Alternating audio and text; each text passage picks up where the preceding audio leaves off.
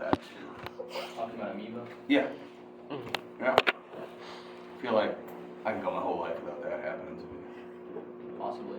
No, I'm saying I want to go my whole life. I thought about it. Waited out. The only way you get one of those if you have like a open wound or something. Now go up your nose. I guess if you're No, that's how it snorting up happens. water. Yeah. They're sneaky little devils. Also, why is that a thing?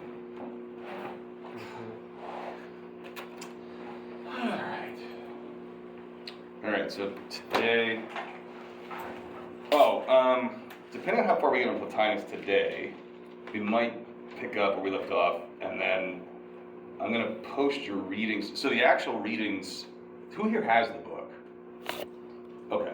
For the rest of you, I'm going to scan that tonight. It won't be very much reading, so we'll start in Augustine for Thursday, even if we have to do some Plotinus to finish out. So yeah, we'll start the readings on that for that. And I'm going to guess people will walk with it. Okay. All right. So, welcome to a new week of school, everybody. So today we're going to cover Plotinus, who is a sort of central figure towards the end of the ancient world, as far as philosophical thought goes. But it also serves like a bridge between the ancient world and the medieval world. You're going to see a lot of stuff that he's talking about. He's not Christian. He's not talking about Christianity.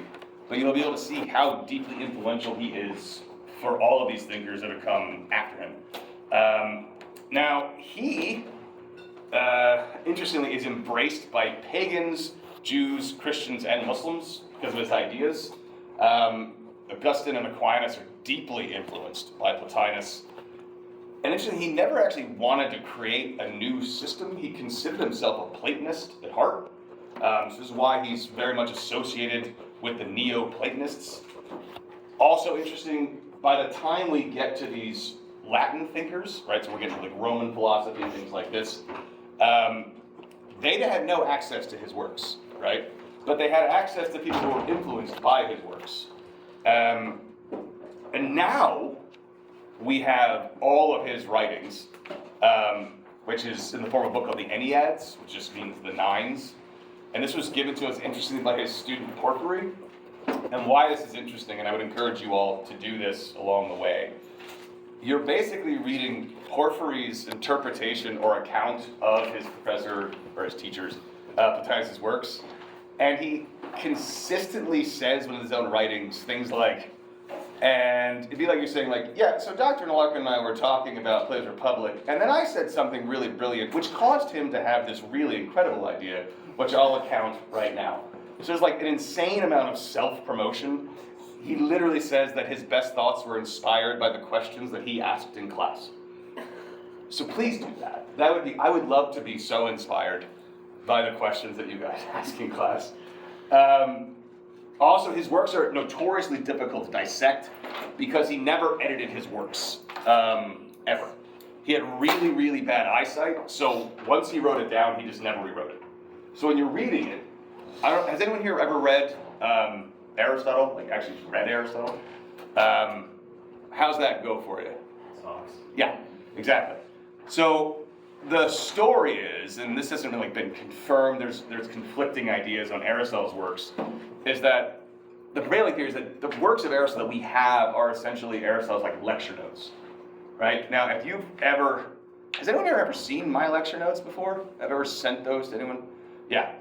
Dr. Ransom, we all know Dr. Ransom.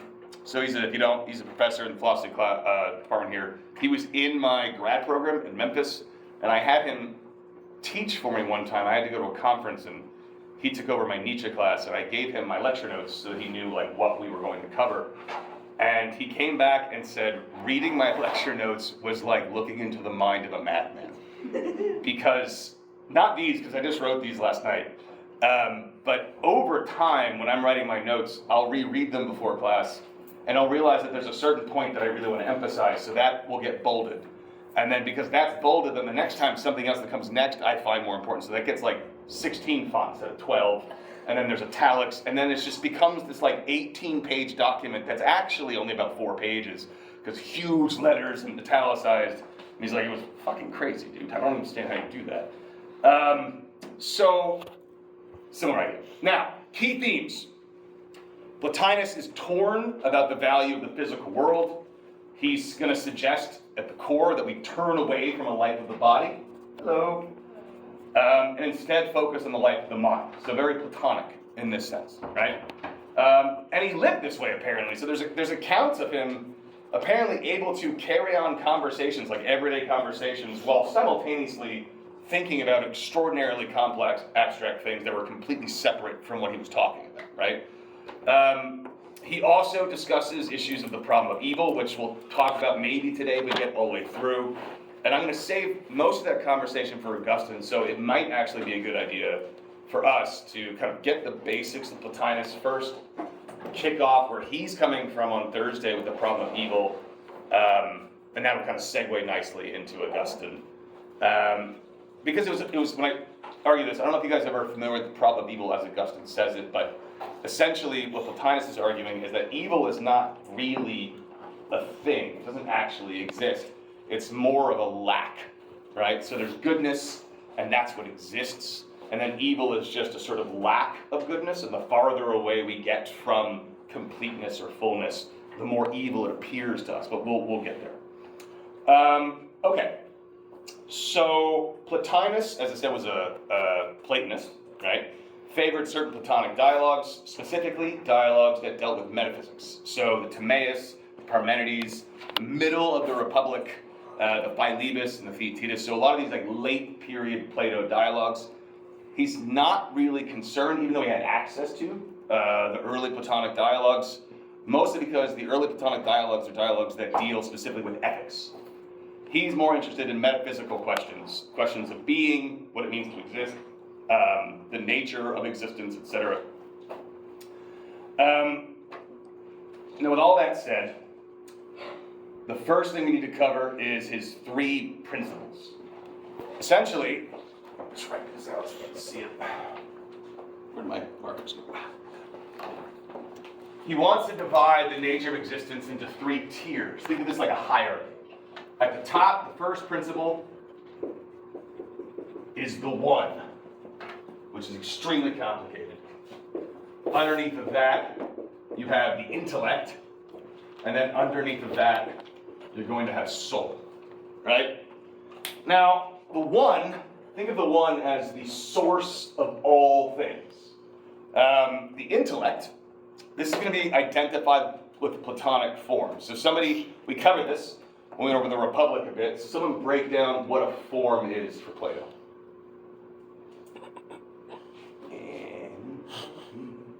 The essence of a thing that exists beyond the material world. Right, so if we were talking, remember we talked about chairs? Right, so there's instances of chairs, and then there's the form or the concept or the idea of chairness, right? So that is exactly what he's talking about when he's talking about the intellect, right? It's the thing that then causes all the things in the world like it to exist. So the form of chair serves as the principle or cause of all the other chairs. Without chair, there wouldn't be chairs, right? It has to follow. Same thing. Without courage as a thing that exists, there wouldn't be instances of courage. Does that make sense, everybody? Okay. So it's really important, though, that these forms of the intellect is not the first principle. That's the one. It is secondary to the one. But as we're going to see, discussing the one or saying anything about the one is actually really, really, really difficult to do. And we'll talk about this today, but you're going to see like that kind of difficulty of describing this originary source or the thing becomes a very, very common theme in medieval when trying to discuss God, which we'll see. And then the third principle, soul, as Plotinus puts it, brings images of the forms into matter. So in other words, this is what sort of gives rise to the physical things. There is the cause, right? So there's the form, but you need a third thing that's going to allow for everything else in the world to exist, and that's the soul. Can anyone see something that might be kind of similar to Christianity already? the Trinity. Right? Good. Now, let me see here. I also want to point out, this is not a temporal process.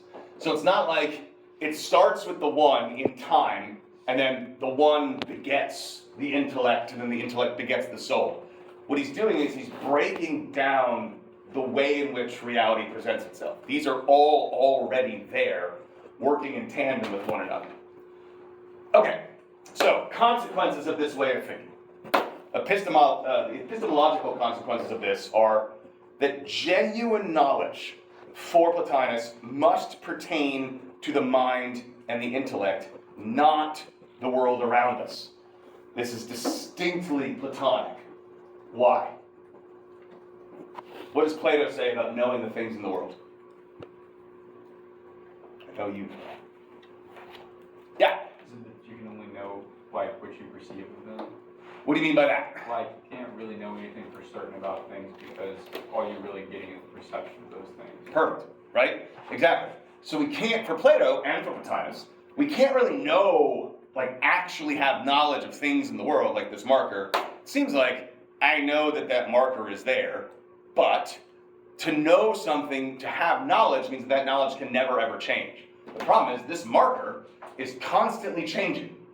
Even though I can't perceive it, this marker is dissolving. It's going to take a really long fucking time. But this marker is dissolving, even though I can't notice it. It is changing. Plus, there can be different perspectives on it. So the way in which I see that marker in the position it is, you're seeing it differently, right? So there's going to be conflicting points of view. Something cannot both be and not be at the same time. Therefore, we can't really know anything in the world. We can only know markerness. Right? The idea of marker is that which doesn't change. So the realm of opinion, as Plato would call it, Plotinus agrees with this, the world in which we live, simply cannot be known. Similarly, in aesthetics, just like for Plato too, the beauty that we experience in the world around us, it's not actual beauty, it's more like a shadow or like an image of the real idea of beauty. You guys remember in class, I think I did this in this class, right? Where I asked you guys I just said beauty, and you imagine, whatever you imagined is just a glimmer, right? It's a shadow, it's a reflection of the actual thing, beauty, right?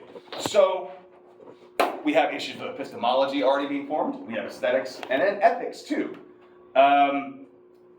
So, for him, in the physical world, our attention is misguided.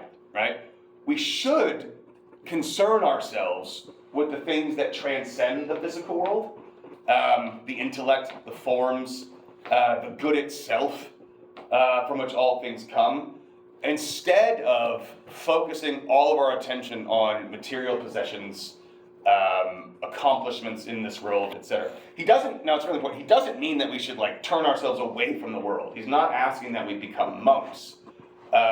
Because he himself, for instance, see what I mean by that, he took on care for orphans throughout his life, right? So obviously he recognized that one can do good specifically by focusing on things in the material world. He's just saying that it's preferred that we look to the life of the mind. The problem is, as I'm sure you all have noticed, when we try to do that, we get distracted. Has anyone here ever been like, today's the day? Today's the day where I turn it all around and I actually start reading philosophy seriously. And I'm going to sit there and I'm going to, over there, right? Like you just get distracted by things and that's the problem. And then we allow ourselves to develop these sorts of bad habits and they're really, really difficult to break. So again, Plotinus, deeply influenced by Plato and Aristotle. He had access to Aristotle. So he's combining the two of them together like an Aristotelian ethics idea with Platonic metaphysics on top of it, right? When we turn away from the physical world, we can discover our true selves, right? And the reason for that is because, similar to a lot of philosophers, especially when coming out of this time, and you'll see this as a very consistent theme in medieval, we are not our bodies. We are our souls, right? From an Aristotelian perspective, who doesn't believe that you have like a Christian soul. So if you want to replace, especially for Plotinus, this would still work. If you want to replace the word soul with mind, right? We have bodies. Is it locked? No. Is it locked? There we go. So we have bodies, but we are our minds or our souls. That is the more permanent part of ourselves. That is where our identity comes from, etc., etc., etc. So that's the basic background. Does that all make sense so far? To everybody where he's coming from? Okay, so we're going to dig in with the one, which again is very, very, very complicated. So I'm going to try to break this down as best as I can. He actually doesn't get to discussing the one until the end of the book. But since it's the starting point, I thought it might be interesting to start with it. So how to start? Unity, right? Let's write that down. All right. So unity is going to be a key. Why does that work? I don't know. It wasn't. Whatever.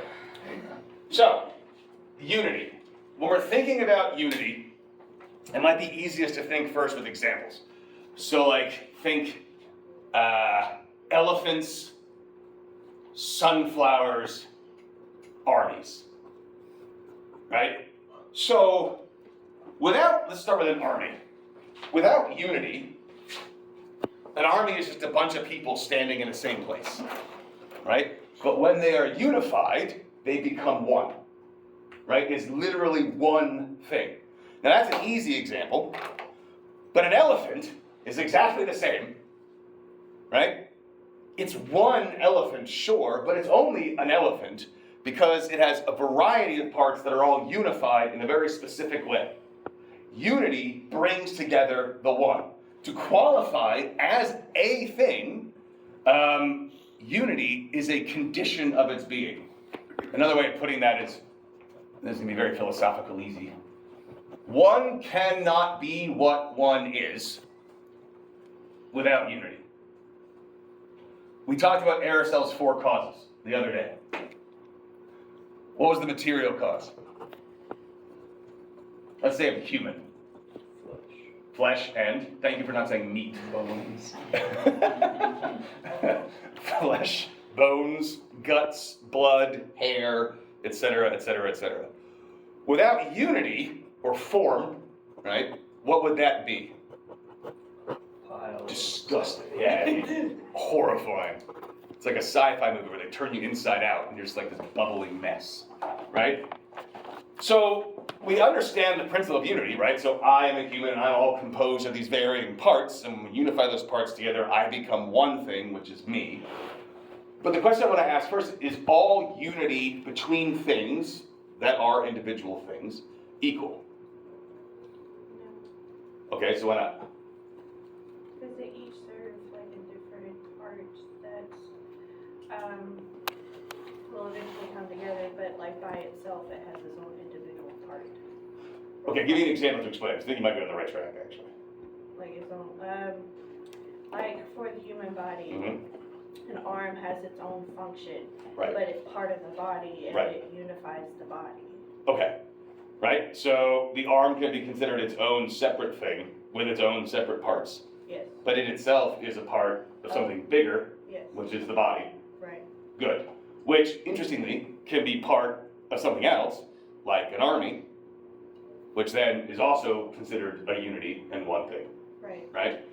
So what would be the distinction then between the unity of the individual human as that human and the unity of an army as that army?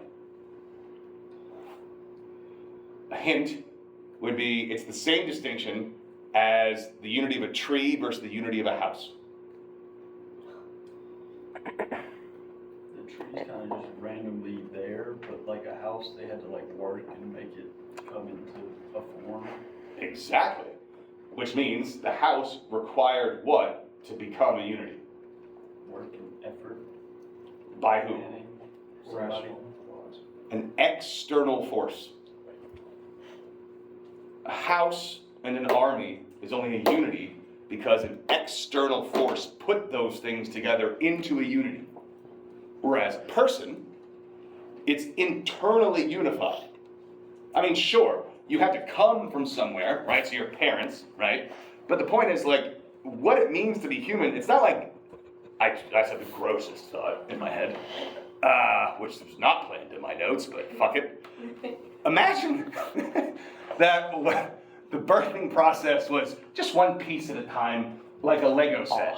Oh, God. And you got the pile, and then the nurses were like, good luck.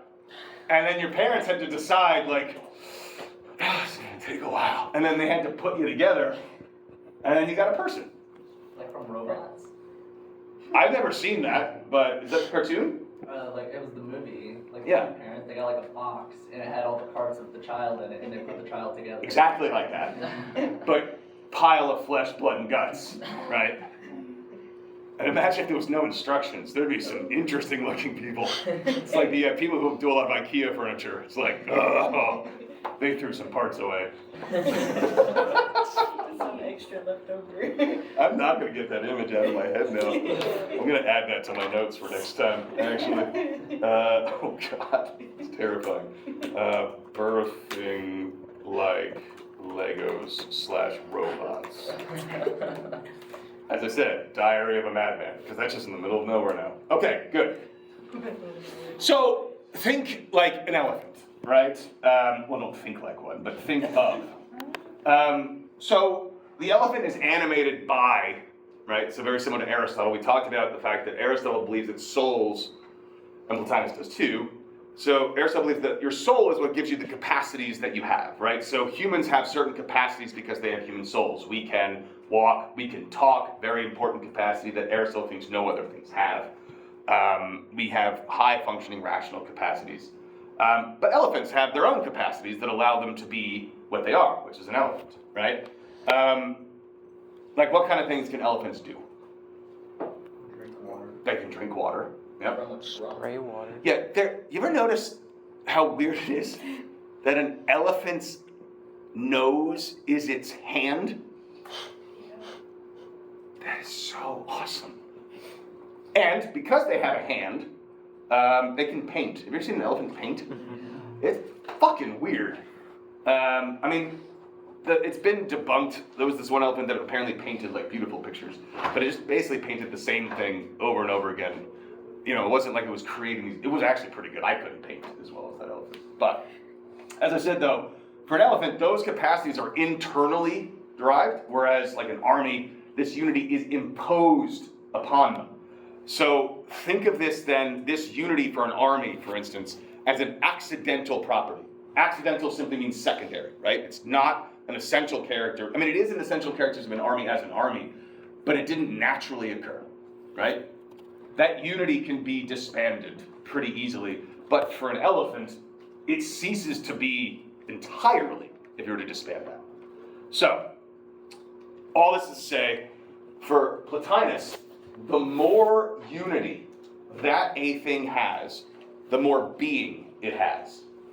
As you mentioned, the house example, right? So a house is put together externally, whereas a tree is just simply that way internally. In terms that could pretty easy to understand, then a tree is simpler than a house, right? A house has tons of these parts that are put together in very specific ways, but a tree just sort of is naturally. It's much more simpler. It has a sense of self-sufficiency. And this self-sufficiency, this simplicity, gives it a place for Plotinus of superiority amongst all those other examples. The more simple something is, the more unified it is, the better it is. For him. How do I explain that idea better? Okay. Think about, that'll work. Think about, I don't like that to work now. Think about, not because I'm going to say anything bad. Yeah. Think about people in a relationship, right? The more close they become, the more unified they become, the more like one they become, right? We start to see two individuals in a very deep relationship kind of like a single entity. right? They're utterly unified, right? What are some other cool examples of something being unified but outside of like objects? Yeah. I'm now unified with a chunk of metal. You're not? Are you sure? I'm now unified. Oh, you now are. I think you said you're not. Yeah. So you got put together. And health, actually. Good. If all of the parts of our body are working together, we see this as our body acting as a unity, acting in kind of like a harmony, right? If something goes wrong, like you break your arms in a certain way, we see that as like a kind of a conflict. Things are not working the way they're supposed to. Things are jarring. They're not unified anymore. So illness then is seen as a break from the unity of the normal stasis of the human body. Good, actually good. What about beauty?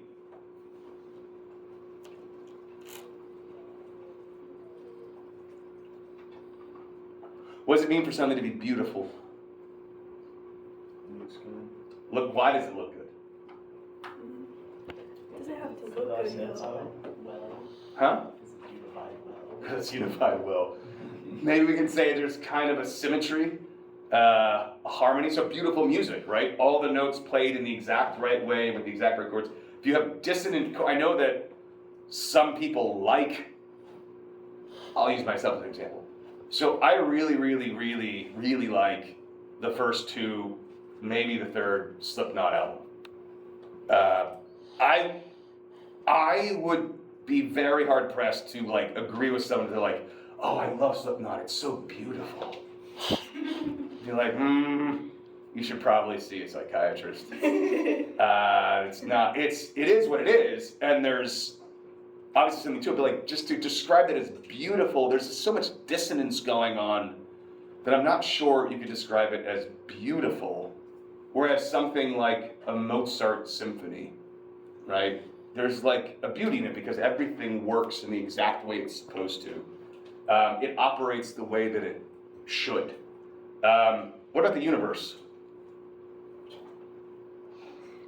Uni, right? So it's singular and yet filled with all these infinite things, all of them working perfectly together in harmony. Right? So we look at systems as they are supposed to be, if they're actually sort of representing the ideas, but they're actually, and then they're in the world. The more they work in line with the way they're supposed to be, the more they work in line with their essential characteristics. It just demonstrates just that unity is so important. All the things working together. So Plotinus' conclusion from looking out into the world and seeing all these things like this is that the source of all things, whatever that source is, has to be the most unified. Right? So basically unity is begetting unity is begetting unity. It also has to be utterly independent. Why?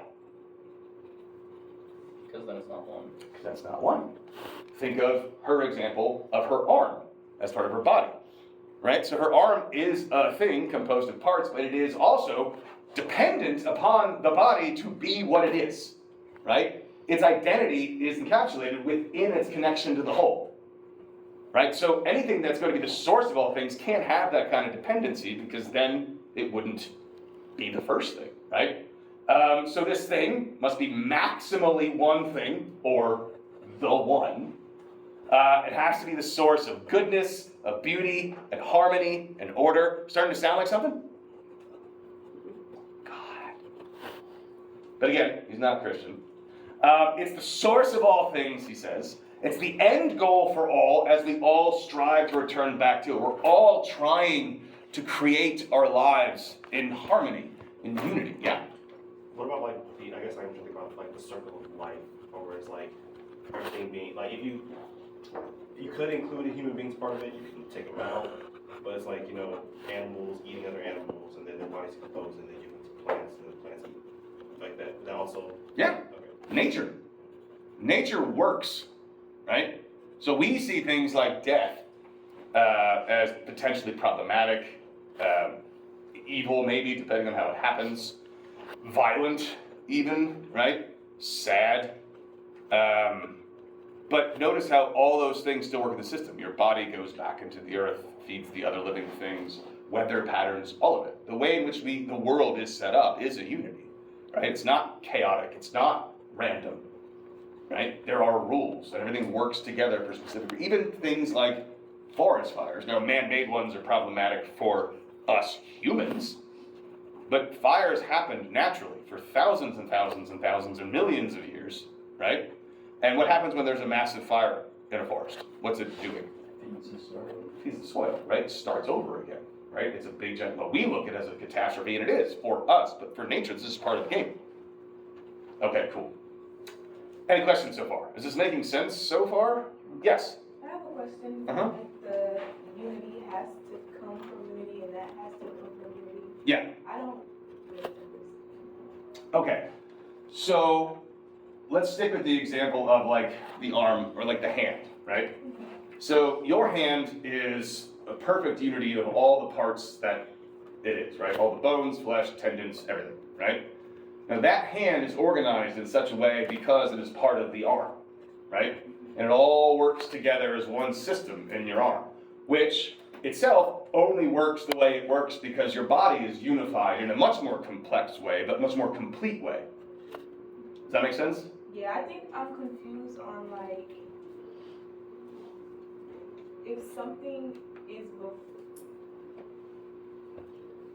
I don't know how to say it. Like if it's unified before unity, wouldn't it technically not be unified if it's becoming? How does something unified become unity and that become unity and that become unity? So think of it in the reverse of that. So think of it like unity comes first, complete, already done. It's not that this becomes unified, it just basically is unity itself. And so sort of like, remember we talked about Plato and the good. I can't really understand, as I said in class, like what a hammer is, unless I know what a hammer is good for. So it's not like goodness of the hammer comes second. Whatever makes a hammer good is already kind of there, built into the hammer beforehand. And when I recognize what a hammer is good for, it's after the fact. I'm discovering it. It was already there. So without like the idea of the good, I can't have the idea of a good hammer. Good has to exist first in order for me to know that this is a good hammer, which if you think about it in a different way, without goodness, there can't really be a hammer because a hammer is what it's good at. Does that make sense? So in other words, instead of thinking of things as becoming unified as a secondary feature, the unity has to be there first. In other words, think about music. Harmony has to pre-exist. Like the notes were always going to work the way they worked before we figured that out. Like we discovered that if you take a string, right, and you bring it tight and you pluck it, it's gonna make a note. And then if I hold my finger down halfway, it's gonna create an octave. So it's like, it's a perfect match, just higher. And you can also create thirds and fourths, et cetera, et cetera. All that was already built into the way in which physics and sound works. And we just sort of uncovered that. We didn't invent that unity, we found that unity. And so if we keep looking at all the other things in the world, we notice that not only is music unified, but nature is unified, and the universe is unified, our bodies are unified, our eye is unified. It just seems like every single place that we look, there's already this underlying unity that is making those things exactly what they are. Right? Does that make sense? Yes. Okay, does that help? Yes. Okay, Thank you. no problem. All right, so unlike others with Plotinus, unlike others who are dealing in these grand metaphysical projects, right? So Plato and these other guys.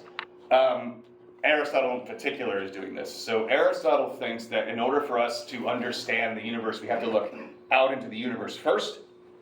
We gather a bunch of empirical data, and then once we have all that data in front of us, we can create theorems and logical proofs to sort of understand the metaphysical situations. But Plotinus is taking a page out of Socrates' book, really. He's saying if we really want to understand things, we have to look inward, right, towards ourselves. We have to reflect on these things, keep pushing deeper and deeper until we find what he calls an utterly unified first principle. To begin, what he means by this is that the one, this first principle that he's talking about, the origin of all things, has to be incorporeal, which means it cannot have a body. Why? Why would the first principle, the origin of everything, why can't it have a body? Yes? Body's limitation. How so? Bodies decay, die off, and therefore there's a lack of thought and oneness. True, so there's no permanence to it. Why else? You can be ununified, like if you lose like a finger or something, now you're not unified anymore. So Exactly, which means bodies are composed of more smaller pieces. parts. Exactly. Bodies, by necessity, are composed of parts. They change over time. They are not entirely unified, and also they share in non-being. How so? For those that were in ancient before and have read Parmenides, this should be familiar. For those that weren't, don't worry, we're going to go through this really slowly because it's fucking weird. Yes? So you said, like, if you lose a finger, your body's no longer unified. Correct. So, Incompletion. So, like, with her elbow, if something is, like, missing in there, you put, like, something, a piece of metal, still not unified? Well, the body's unified in a certain way, right? But the main point is that it's composed of parts. You can take those parts away. But it's no longer unified. Not in the way it was before, which means it's It's changed. just unified in a different way. Uh-huh. Okay. But it's subject to change because it's composed of parts, it's subject to change. It's also subject to non-existence. It's also subject to non-existence. What do you mean by that? In order for something to materially exist, it has to be able to not exist. Exactly. Not only in the sense that it didn't exist before, like there was a time, as horrifying as this may seem to you guys, where you didn't exist yet. And then there's going to be a time where you don't exist anymore. There's that. But also, and much more simply, you are there and you are not here. Right? There are negative attributes that I can apply to you. I can say like, Ori is sitting there. He is there. But Ori is not there. Is not, to say that something is not, is to discuss its non-being. It doesn't exist in a certain way. But if something is the origin of everything, it can't not exist in any way in that way. It can't share in non-being, right? So we're going to say it can't have a body because bodies have parts, and that creates the sort of non-being. Also, the soul down here, right, is also immaterial. And the soul, think of the soul as like, as I said, like your mind where you're doing the thinking. So think of the intellect as like the forms, like just like ideas in general, and then the soul is sort of like how these ideas are sort of processed by us. The soul is immaterial, but it's not entirely unified because we can have psychic conflict, right? We think in different ways. We can think emotionally, and that can conflict with our reason, right? We can also change the way that we think, right? There's a lack of consistency, and there's definitely a lack of unity in thinking. Has anyone been through a breakup before? Yeah. How unified was your thinking? Not at all. Right? 1 minute, you're like, fuck that person. The next minute, you're like, oh, but I love them. Right? And it's like this back and forth, and you're completely conflicted all the time because you're thinking in different ways, you know, different thoughts that conflict with one another. There's no unity at all, and yet it's unified in a way, as a mind, it's unified, but it's not completely unified like the one. There can't be any conflict whatsoever. Also, the intellect is definitely unified, but that's not utterly one. Why not? How many forms are there? Several. So many, right? So yes, they're unified in the sense that they're all forms, but we're thinking something that's even more unified than that, completely, totally one. Okay, so again, this is all on the right track, this is all on the intellect, but it's not, because, and by the way, if you're confused, good, because Plotinus is too, right? He even admits this when he's writing. He's like, I'm having a hard time describing the thing that I'm talking about, right? because it's like he's trying to get to this unity, but he's like, it seems like, and he expresses this, as I said, he's sort of unsure that we can actually express any words or description that would capture the one's essence at all. Now, this, again, is a theme that you're going to see in a lot of medieval philosophers. When they start talking about God, they recognize they're running into a problem where they're consistently attributing like human traits or ways in which we understand the world or experience the world to something that's supposed to exist beyond that, right? So when you read scripture, you'll see things like, read things like, God spoke. It's like, well, if God speaks, then that would mean that God necessarily has what? A mouth and vocal cords, right? And what?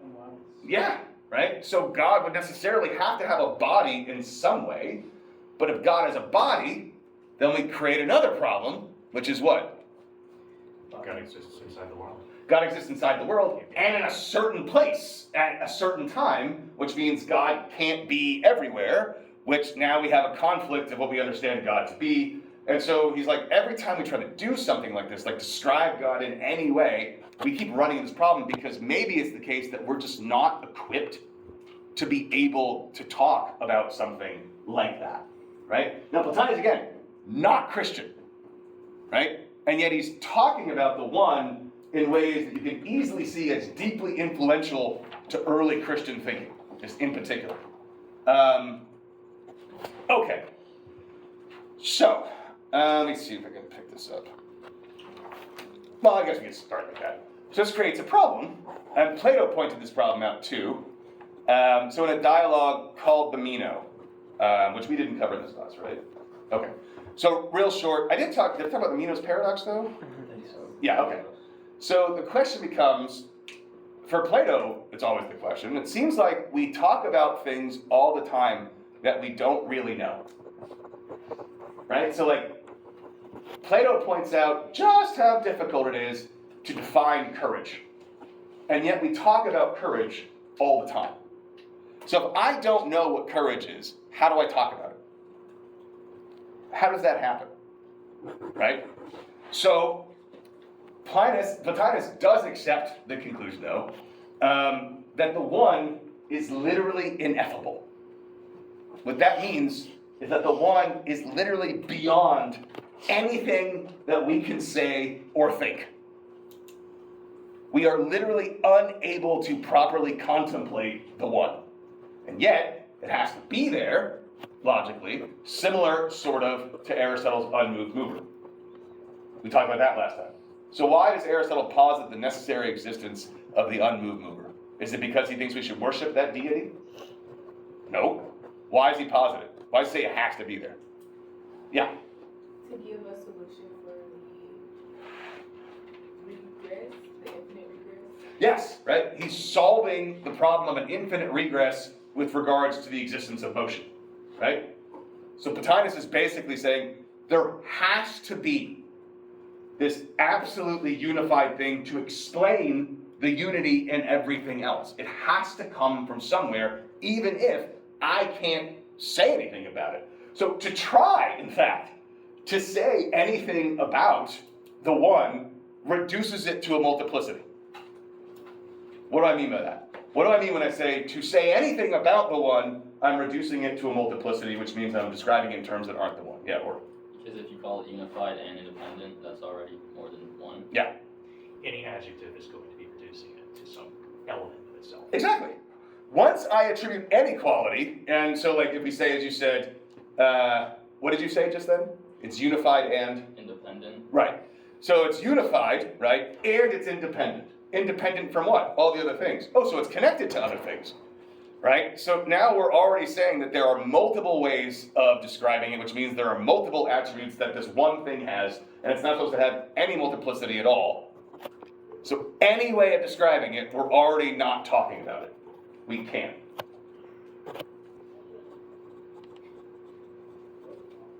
Pretty awesome. Okay. So for instance, to pick up what Ori's just saying, Plotinus refers to the one as the good. Very, very Platonic, right? Like, remember Plato, the good was like the number one top form, and everything else is informed by that, right?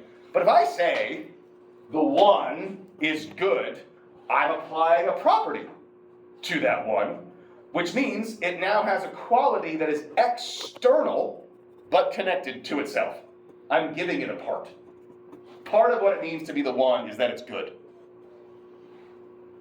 And also unified, and also independent, and also the source of all things. It seems like there's a whole lot of things I'm attributing to this one thing. So then the question becomes, are there parts to being? So, can I add any qualities to being without talking about it in terms that it isn't? And I know that's confusing, so we're going to talk about Parmenides. Who here took ancient and understands what I mean when I say Parmenidean and being? So most of you don't know who Parmenides is. Awesome. All right. So, Parmenides, who Plotinus would have read, is an ancient Greek philosopher. He's a pre-Socratic. He is deeply influential on Plato. And the way that he breaks his philosophy down, what Parmenides says is, there are two ways, seemingly, that we can talk about things or understand things. The path, as he puts it, that tells us, basically I'm going to write it down. Being is, right? And we could also say, being is not. In other words, when I'm talking about something, I could say like, this marker is black. I'm talking about a way in which this marker is. I could also say, this marker is not black, right? But now, so I'm saying like, even though, I'm gonna do this one, make it easier. This marker is not black. It seems like I'm describing this marker, right? But, notice, Parmenides points out, when something is, or has a quality, we talk about in terms of its being. So is attributes something to that thing. If I say, and this sentence in particular is interesting, being is not negates the being. Basically, I'm not saying anything at all, because is would be being, not cancels that out. So really what I'm saying is this. The way of putting that in more simple terms is this.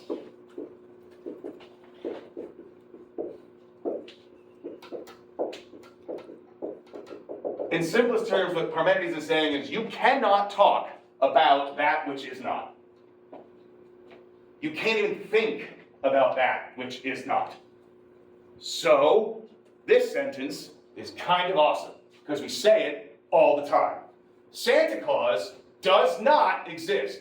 You are attributing non-being to Santa Claus. And we're like, well, yeah, because Santa Claus doesn't exist. Great. If Santa Claus doesn't exist, then what the fuck are you talking about? What do I mean by that? Yeah. Does Santa Claus become basically how we think of like love and courage, where it's a symbol? It's a very different Santa Claus than I'm thinking. Yeah. But like, a Santa Claus is like for many people Christmas. It is happiness, joy, like those things. Well, when you think of Santa Claus, what do you think about? Those things. Like, no, but literally what do you think about? Jolly Fat Man. Exactly. So, if I say Santa Claus does not exist, that sentence means that jolly fat man that you're thinking of doesn't exist. But if that jolly fat man doesn't exist, then why am I thinking about a jolly fat man? In order to say Santa Claus does not exist, Santa Claus has to exist in some way. Otherwise, I wouldn't be able to even think about the thing I'm saying doesn't exist. Could you say mall Santa counts then? I'm saying the idea of Santa Claus exists. Otherwise, you wouldn't be able to describe it in any way. Give me some qualities of nothing.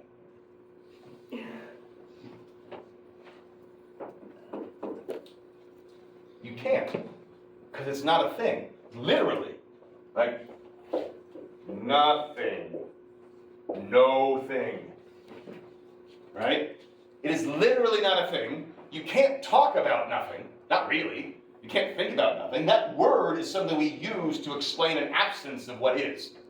It isn't actually a thing, so you can't talk about it in any real coherent way. In order to talk about Santa Claus at all, even to say Santa Claus doesn't exist, already assumes that Santa Claus exists. Does that make sense to everybody?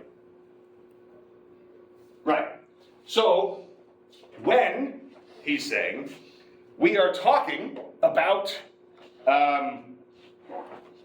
there being parts of a thing with the one. If I said something like, the one is independent, what does that claim necessarily also mean? It's not dependent. Exactly. Which I can't say. Because now I'm ascribing negative terms to something, right? The second I ascribe any attribute to anything, I'm bringing with it forms of non-being as well. Like, again, I am here automatically necessarily means I am not here.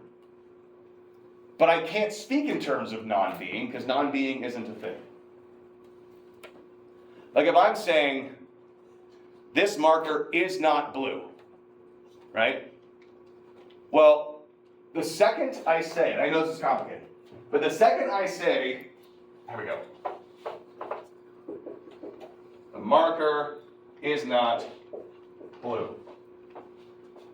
Notice, when I'm speaking in terms of non-being, non-being is nothing. Non-being doesn't exist. There's no such thing as non-being.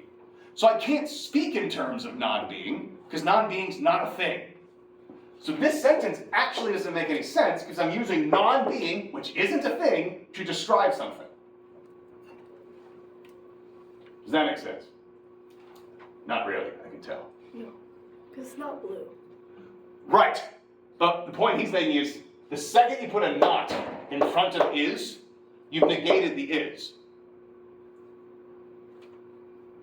So this, you said is, which is the form of being, not being.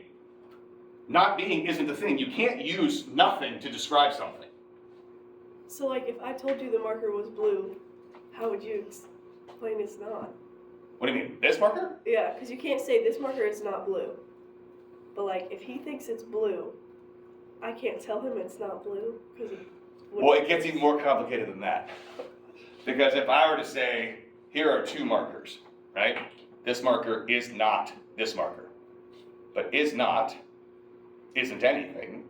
So plurality like this, that's not real either. Oh.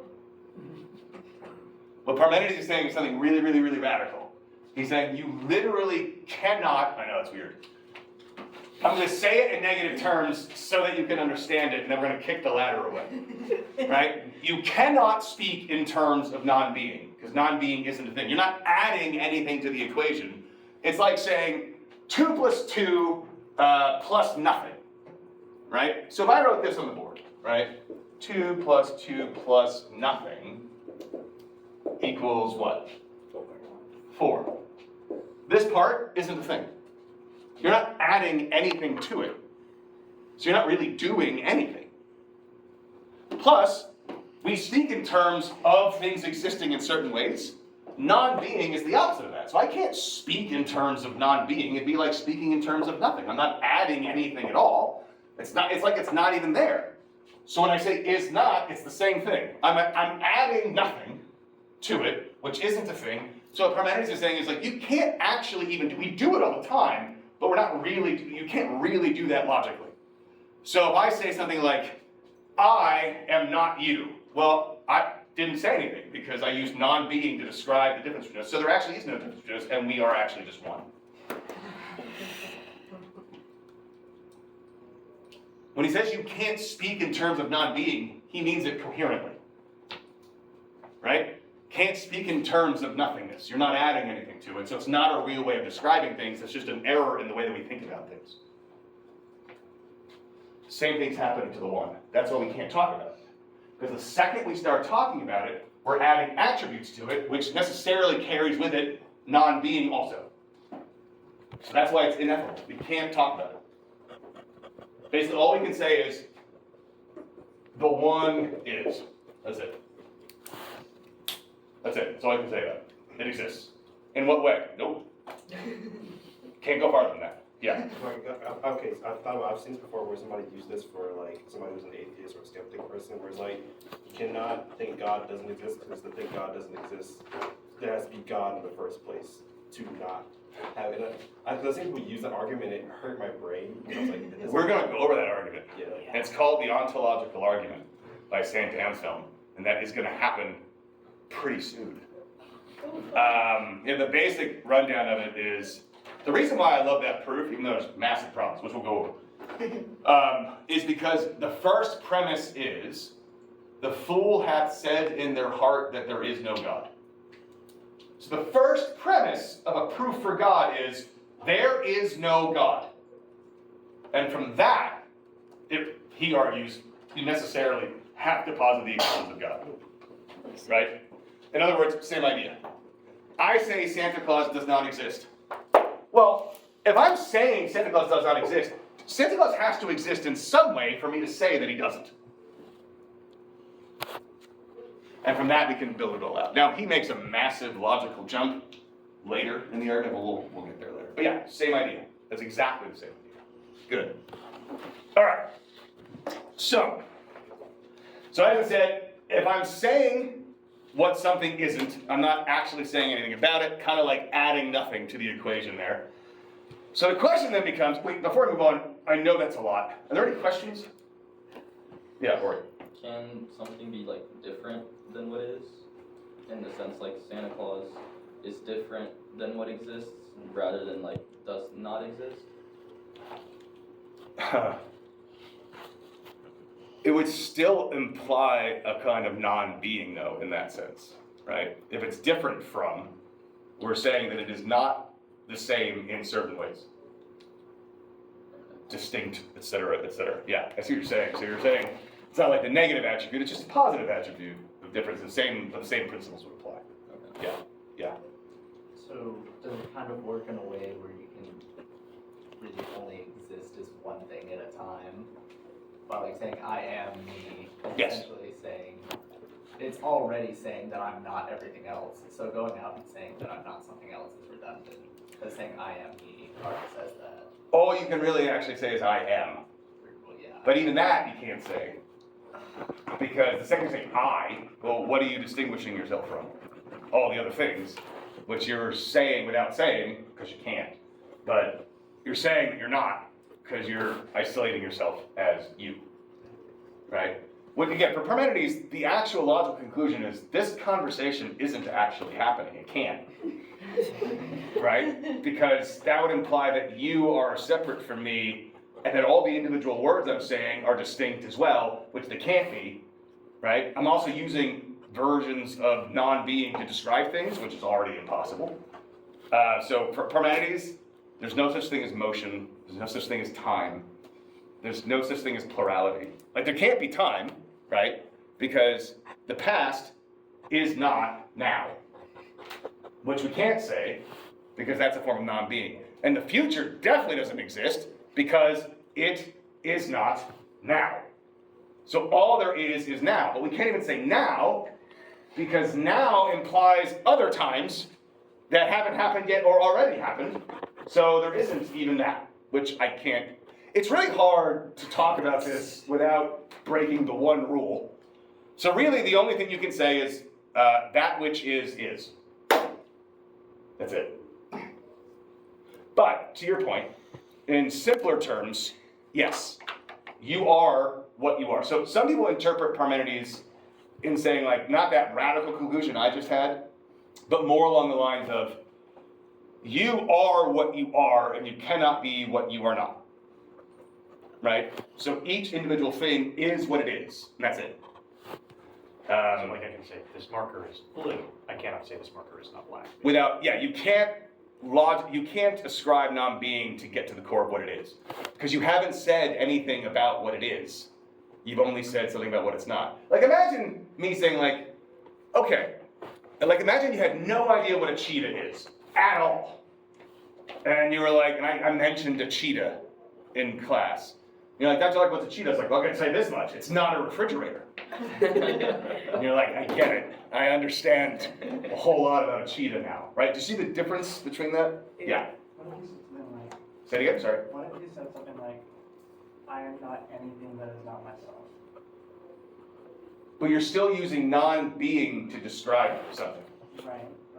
So, but his point is you can't, it's really weird, you can't actually say those words and have them have any meaning. It's, again, think of it like the 2 + 2 plus nothing. The I am not is the plus nothing. You're using non-being, which isn't a thing, to describe something. You can't logically do that and have it be. It's better to just simply say, I am, and then list the things that you are, versus I am not all these things, right? Because even saying I am not anything that I am not, a more simple way to say that is just I am. I am what I am. Who said that as a cartoon thing? Popeye. I knew, I had this thought. That was Popeye. See, Popeye exists. Does that make sense though? Yeah. All right. So the next question is, can we actually ever experience the one? Maybe, he thinks, but not through thought. We have to achieve unity with it, which apparently Plotinus claims he has done 4 times. He says, quote, we have to take away everything, end quote. Now what that means, who knows? I don't know what that means. I have to imagine what that means is like a kind of meditative state where you have literally eliminated all thought from your brain, which you can imagine be very, very, very difficult to do. To put in perspective how difficult that would actually be, do you remember when I asked you, I don't know if I went this far with it, when I asked you guys to think of beauty, you all thought of individual things, and I said the real goal is to think of beauty on its own without attaching it to any particular object. Like, think about how difficult it is to contemplate beauty without thinking about things that you find beautiful, right? Even if you got past like the surface level things, like, well, I'm not thinking about people, I'm thinking about like landscapes or like the glorious history of mankind, whatever other bullshit, right? Even then, you're still not thinking about beauty itself. You're still putting it in terms of things. So imagine getting past that, because that would be the intellect, right? Thinking of beauty on its own. That's intellect level thinking of a form. Imagine getting past that. Not just blank mind, but going so far into contemplation that and then when you came back from it, you wouldn't be able to describe it to anybody, right? It'd be like actually seeing God. Like actually experiencing God. That, even if you started talking about it, it would make 0 sense to anybody that hadn't also seen it. So again, ineffable, yes? I was gonna say, it kind of reminds me of like the story of like, I guess the creation or forming of Buddha, where that one India prince went to meditate for like an extremely long time and was just depraved of everything until he found nirvana. Yeah. It resonated with unity. That's just kind of what it brought to my mind. Similar concept. All right. Yes, very similar concept. You're sort of unified with all of existence in a way, but you can't explain it to anyone. Right. And Yeah. so now you have like all these teachings that like confuse everybody. Exactly right. Okay, so just to recap, we are trying to find a basic principle of unity, because if we understand the unity, the theory goes, we'll understand the things around us better, right? So it's very Platonic again, as you can see. If I understand the good, then I can better understand what courage is good for, which means I'm better equipped to determine whether or not a particular action is courageous, right? If I start from the bottom up, it doesn't work, right? And this is why people can have really skewed understandings of what justice is, for instance, right? So you have all these people with all these conflicting understandings of what justice is, and people disagree on it. And sometimes someone will say, well, that's justice. And you're like, no, it's not. Right? And you're like, how could you possibly think it's justice is? Because they don't understand what justice is. Right? They're starting here with a skewed version, if they had started up top in the abstract, they'd be able to very clearly see like a brightly lit room that this isn't justice. So for Plotinus, the more we understand the unity, the more we try to understand that, it allows us to better understand the intellect because we start to recognize that all these things are unified. For instance, virtues. Are virtues a unity? In other words, do we need to be in possession of all the virtues in order to act virtuously?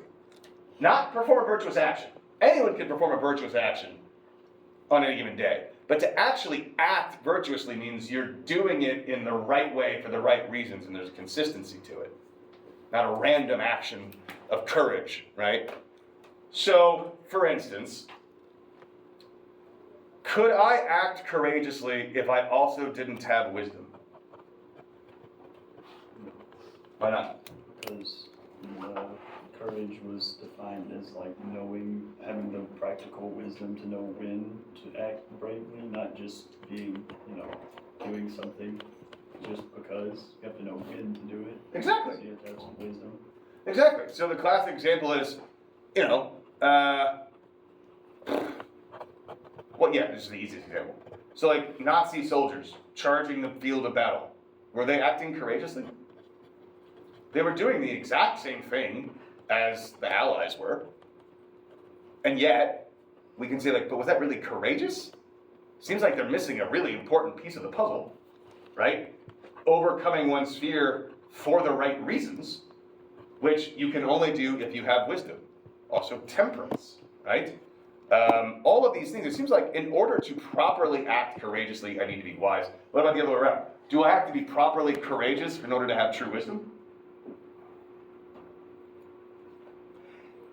Nowadays, no, I take that back. I was going to say nowadays you don't have to worry about it so much.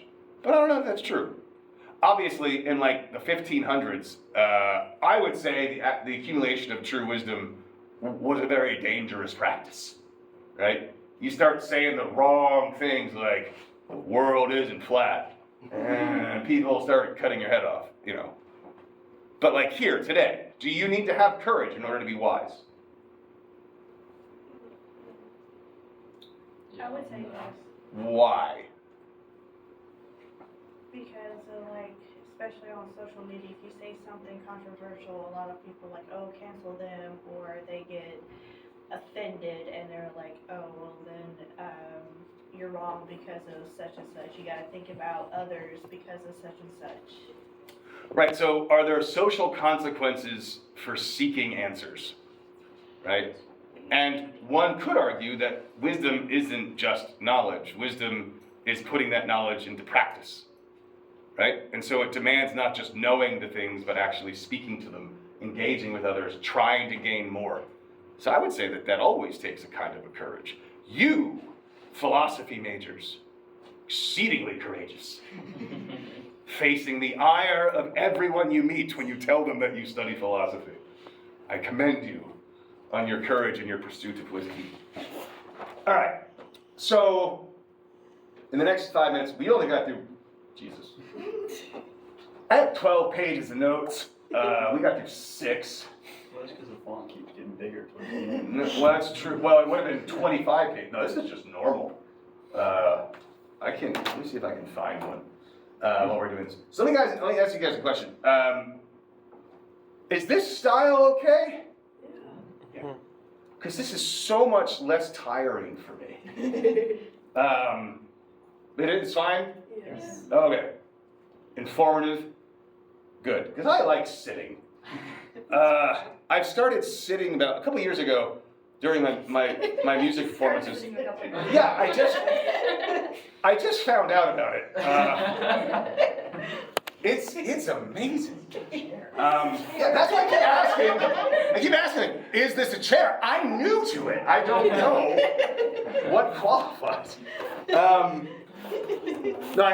In music, like when I first got to Statesboro and in Memphis and all my life playing music, I never sat, ever. I always stood when I played. And then I was playing like 2 or 3 shows a week for 3 hours every night. And eventually I was like, what if I sat down? Would anyone care? And no one cares. And I got Dr. Ransom to start sitting too. And he says, like a toddler's like, I like having my feet up. But then he started standing up again. And now I got 4 people in the band and I'm the only one who sits down. And I don't care. I'm not going back. I'm also the oldest one. All right, well, if this works for everybody, I think I might do this, because this way I can just sort of have like my extensive notes in front of me. I like it better. It's a lot easier for me to do it this way. So if you guys are good with it and you don't need me jumping around like an idiot, then we're good? That works for everybody? Awesome. You can always roll it. Yeah, like this. Around the classroom. You can Like roll make up to the it whiteboard. Just kind of go around like this the entire time. All right, let me see if we got 5 minutes here. I'll see if there's a place to stop. It's actually not bad. Yeah, let's hit pause there, and let's do the next half of Plotinus on Thursday if you guys are good with that. Because I don't want to rush this, because it really does, you can see this bridge between everything. And this is going to lay the foundation for a lot of things that are going to be really helpful to know about when we get to Augustine.